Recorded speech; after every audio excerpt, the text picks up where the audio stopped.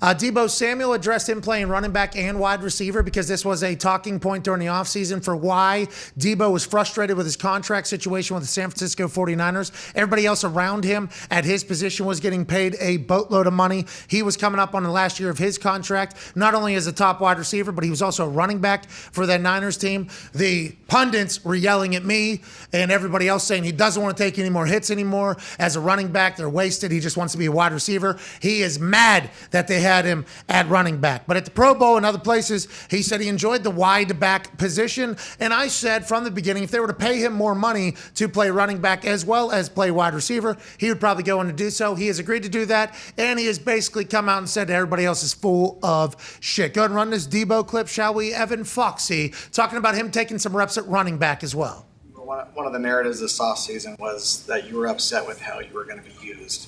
Can you, whether that's correct or not? That is false. There's a lot of things that came out that I want to speak on, but at the end of the day, I wasn't allowed to. So, I mean, you can turn on the tape, go back to the Cowboys game. It kind of shows what kind of player I am. And also, I mean, you can go turn on the Pro Bowl tape and, like, what I said about being a wideback, I don't mind, you know what I'm saying, do whatever it takes for this team to win. So he's like, maybe there might have been a little bit of frustrations when they were thinking, you know what, Deebo, go ahead and just run right in some linebackers' faces and take these extra hits to your brain and your body that nobody else at your position has to do in the NFL, and we're not going to pay you for it at all. That was when there was potentially a problem. Now that they added bonuses in there, Kyle Shanahan's brain can still utilize him with Kittle and who's the pulling tackle? Trent Williams, I'm sorry. And with Trey Lance moving, that offense is going to be electrifying, AJ. They're all like Deebo. You understand why they you got to do whatever you can to keep the dude in town.